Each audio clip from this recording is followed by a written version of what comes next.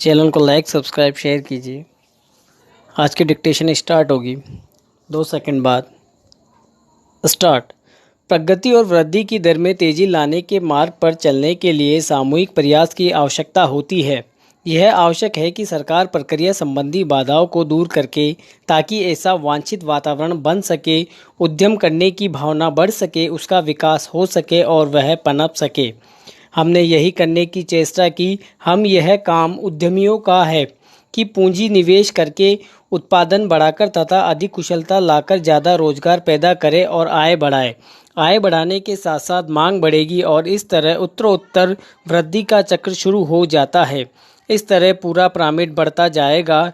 यह विचार बड़ा स्पष्ट और सरल लगता है, परंतु जब इसे हमारे जैसे विशाल आकार, जनसंख्या और सामाजिक जटिलताओं वाले देश पर लागू किया जाता है तो इसे क्रियान्वित करना अत्यंत दुष्कर कार्य हो जाता है।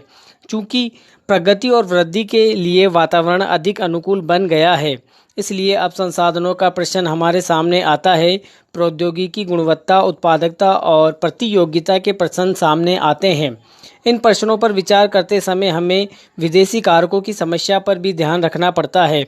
इस संदर्भ में विदेश से निवेश और प्रौद्योगिकी अपने देश में आती रहे, यह प्रश्न प्रासंगिक बन जाता है। बाजार में प्रवेश मिलने का प्रश्न भी महत्वपूर्ण बन जाता है। हमें अपनी अर्थव्यवस्था को विश्व अर्थव्यवस्था एक भाग के रूप में ही देखना चाहिए। हम एक अलग थलग द्वीप बन कर नहीं रह सकेंगे। हमें तो स्वयं को विश्व की प्रणाली के एक भाग के रूप में देखना ही चाहिए। इसी के साथ द्वीप का भी अस्तित्व बने रहना चाहिए और राष्ट्रीय हितों की अपेक्षा नहीं की जा सकती।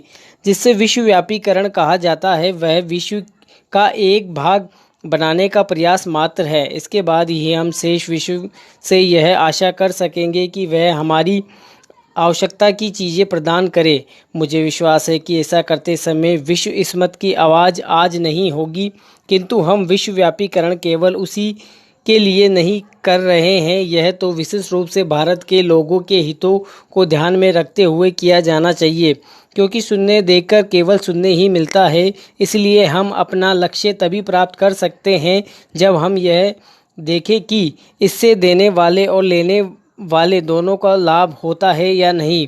विश्व अर्थव्यवस्था आज अधिकांशतः बाजार की ताकतों के सहारे चल रही है और यदि हम इन बातों को अनदेखा करेंगे तो इससे हमें भी भारी हानि उठानी पड़ेगी। अपने प्रयासों में हमें इस वास्तविकता को स्वीकार करने का प्रयास किया है। विश्वव्यापीकरण से हम अभिभूत नहीं हैं, परंतु हम अपनी ओर से यथार्थ को समझाने की पूरी चेष्टा करते हैं। पैरा।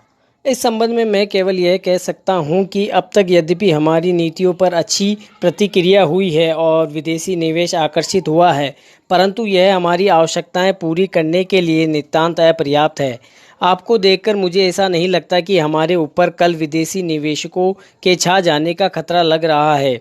मुझे लगता है कि यहाँ उपस्थित आप लोगों में आत्मविश्वास की भावना बड़ी प्रबल है और यदि इस प्रकार की आलोचनाओं का सही उत्तर है। मैं विदेशी निवेश के प्रस्तावों की 2 विशेषताओं को दोहराना चाहूँगा ताकि हर व्यक्ति इस बारे में आश्वस्त हो जाए कि ना तो हम पर कोई छा रहा है और ना ही हम अपना देश बेच रहे हैं।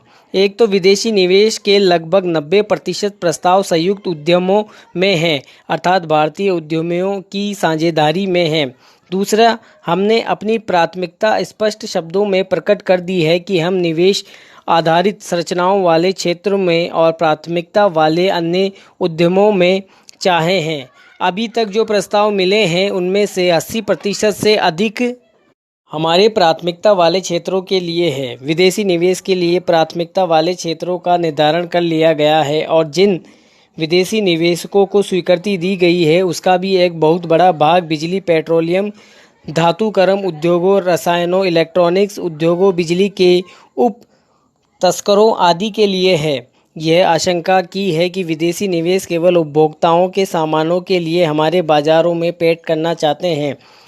उसका समर्थन सरकार को मिले प्रस्तावों या स्वीकृति प्राप्त प्रस्तावों से नहीं आता है। थोड़े से परंतु बहुत अधिक पड़ने वाले मामलों को लेकर गलत प्रभाव पड़ सकता है। औद्योगिक और आधारिक संरचना वाली परियोजनाओं को पूरा होने में लंबा समय लगता है। एक बार जब इन परियोजनाओं में काम शुरू हो जाएगा तो बढ़े हुए उत्पादन और रोजगार के रूप में इनके परिणाम सामने आ जाएंगे।